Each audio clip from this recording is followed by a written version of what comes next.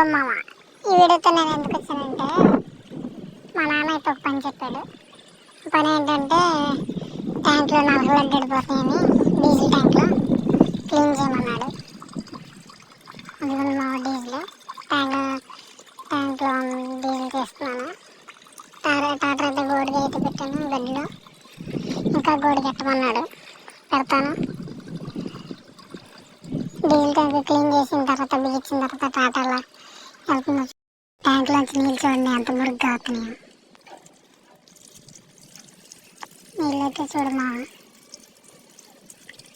నీళ్ళు అంటే ట్యాంక్లో ఉన్న నీళ్ళు కాదు ఇవి. నేను కడిగిన నీళ్ళు పోసాను. ఎలా వస్తున్నాయి చూడమా.